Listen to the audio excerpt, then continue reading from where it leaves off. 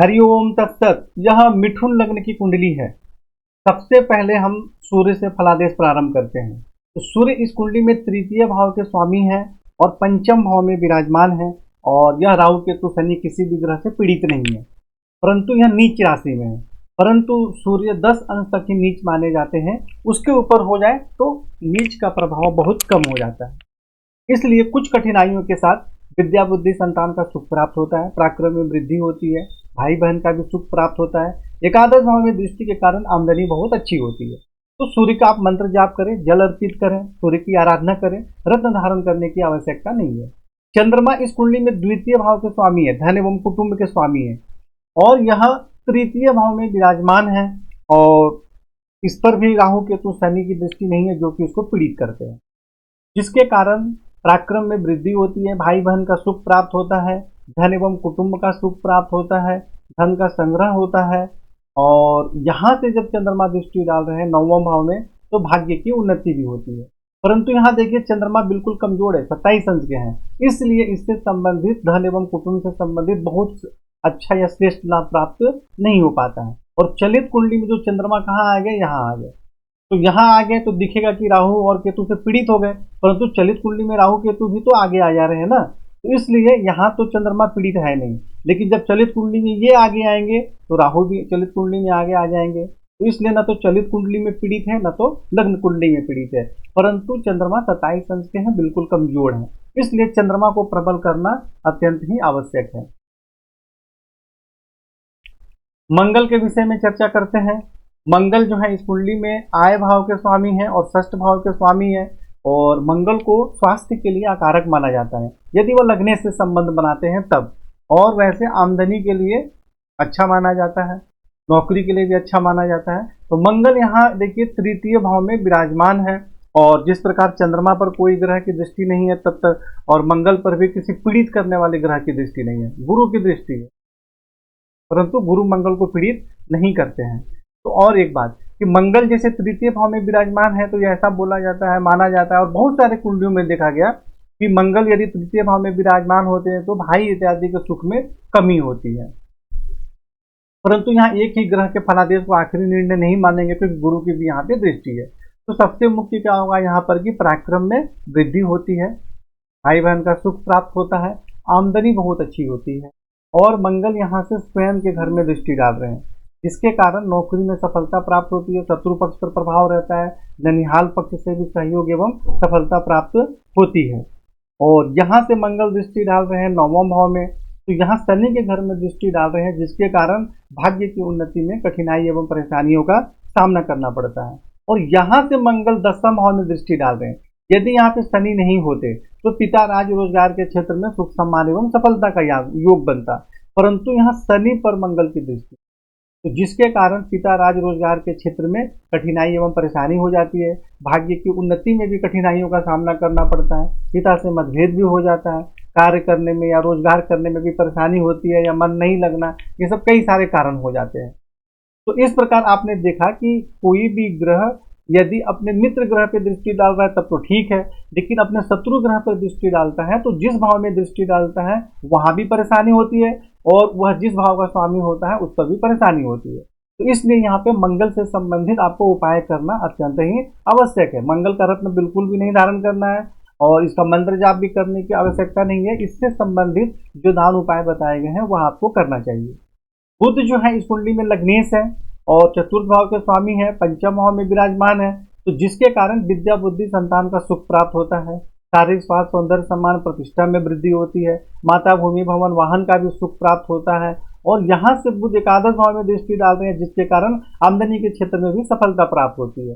परंतु बुध यहाँ 24 अंश के हैं देखिए, और शनि सूर्य जो है 21 अंश के हैं, तो इनमें 10 अंश से बहुत कम का दूरी है, तो अस्त भी हो गए और अंश बल में भी कमजोर हैं। और चलित कुंडली में जो बुध है वह षष्ठ भाव में चले जा रहे हैं, तो षष्ठ भाव में चले जाएंगे तो क्या होगा, इसका फलादेश अलग हो जाएगा कि माता भूमि भवन शारीरिक स्वास्थ्य सौंदर्य जीवन की उन्नति में कठिनाई एवं परेशानी होती है। इसलिए बुध को प्रबल करना आवश्यक है, उसके मंत्र जाप करें, रत्न भी धारण करें, दोनों में से कोई भी एक कार्य। यदि आप रत्न धारण करते हैं तो मंत्र जाप करने की आवश्यकता नहीं है, तो जिससे कि आपको श्रेष्ठ लाभ प्राप्त हो सके। गुरु जो है इस कुंडली में सप्तम भाव में स्वराशि में विराजमान है, जिसके कारण पत्नी एवं वैवाहिक जीवन का श्रेष्ठ सुख प्राप्त होता है।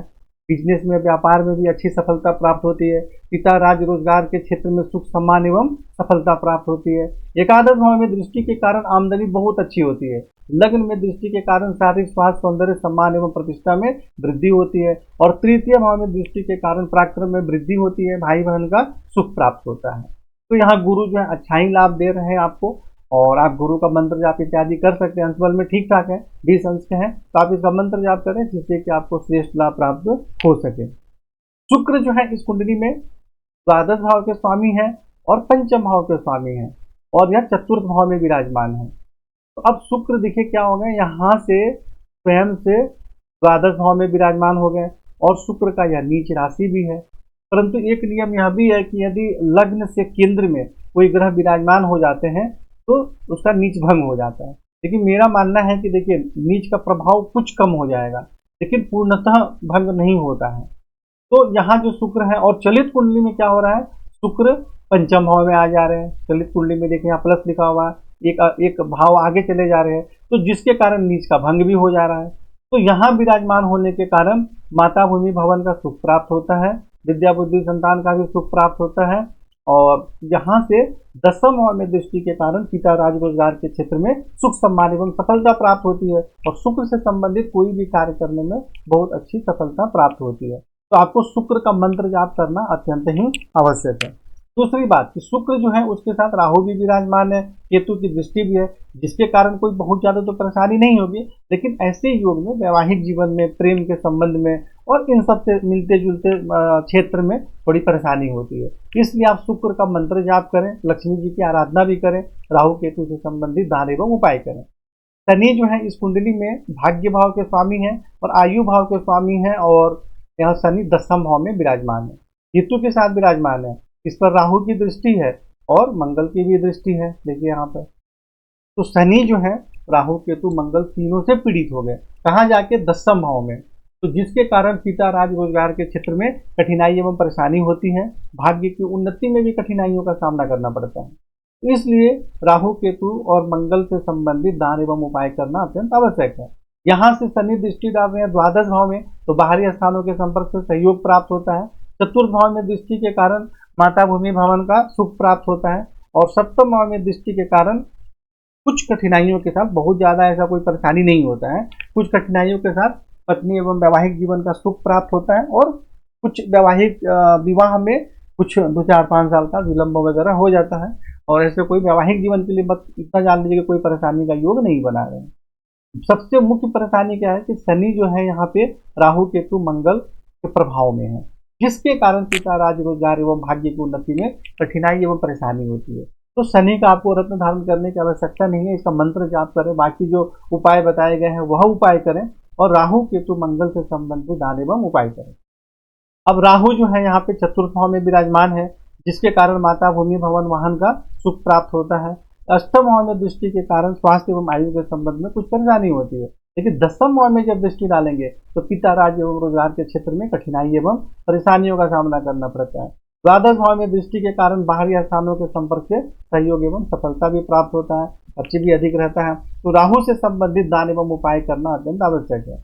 केतु यहाँ विराजमान है, अगर शनि यहाँ नहीं होते तो पिता राज रोजगार के क्षेत्र में सफलता प्राप्त होती, परंतु शनि के साथ केतु विराजमान है, तो यहाँ पे जिसके कारण पिता राज रोजगार के क्षेत्र में कठिनाई एवं परेशानी होती है। द्वितीय भाव में दृष्टि के कारण धन एवं कुटुंब के सुख में कठिनाई एवं परेशानियों का सामना करना पड़ता है, धन का संग्रह नहीं हो पाता है, और वाणी में भी कई बार उग्रता हो जाती है या उग्रवाणी भी निकल जाती है।